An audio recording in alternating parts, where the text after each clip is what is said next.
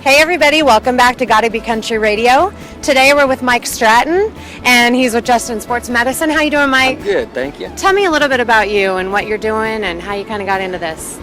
I was a frustrated athlete, and so I wanted to get into sports medicine. I always loved sports, and then I wanted to help people. And the greatest feeling in the world to be able to watch somebody ride or make a touchdown or rope well, and you had something to do with it, and just to help people. Great. And you've been doing this how many years now? Been doing it 26 years. 26 years, that's 26 great. years. Helping people for a long time, that's fantastic. Uh-huh. And tell me, is there a more frequent injury that you see a lot, or? A couple of things. One is we usually, our most injuries statistically wise is shoulder and then knee. Knee and then shoulder. But what's interesting is now we've got, and most of our injuries come from bareback, saddle bronc, and then bull.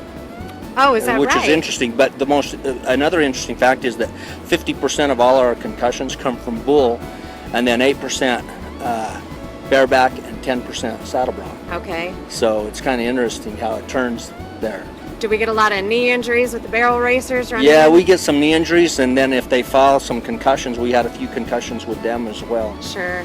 Yeah. And then we're always hopeful that our ropers don't get caught in the alley or anything. No, we've had good fingers all year round, and that's a great thing. Thank goodness for that. Sad thing about Jake Barnes, but hopefully he'll be back next year. Yeah, I know. We're all praying for him and for his family, and I think Junior's going to do great anyway, but we're all missing him, that's for sure. Yeah, I was really happy to hear about Junior and Jolo Lamont. Oh, Joe Lamont, absolutely. he couldn't pick a better hair than that. That's right. It's just somebody to fill in for Jake. Right, exactly. And you're a roper yourself, correct? Yep. Okay, how long have you been roping? About 45 years. And you rope both ends? Both ends. Which means heading and heeling for all of you that aren't familiar with the team roping.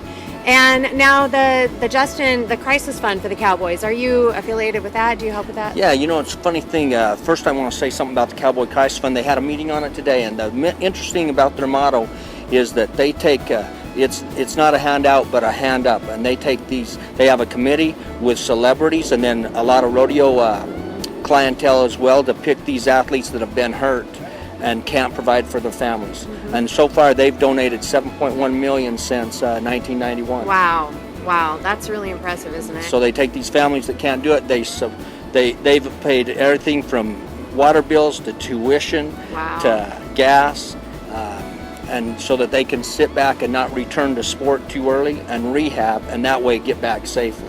And I think that's something that a lot of the people watching the rodeo on TV and stuff, you don't really think about that kind of thing. Like, these cowboys get injured, and it's not like a normal job where you have insurance to cover you or workman's comp, and so that's a really great thing to be part of. And I think the rodeo community, cowboy community, just comes together to help everybody. If you'll notice down the chutes, the Cowboy Crisis Fund's attitude travel clear down from bulldoggers wanting everybody to win and rough stock and ropers, and so the Cowboy Crisis Fund wants everybody to win too, and so they'll fund those special needs individual athletes. I've heard that more than once since I've been out here this year about the cowboy family just kind of come together. I mean, it really truly is kind of a family out here, isn't it? It really is. And everywhere all across the country as you're rodeoing across the country. It's really something to be part of.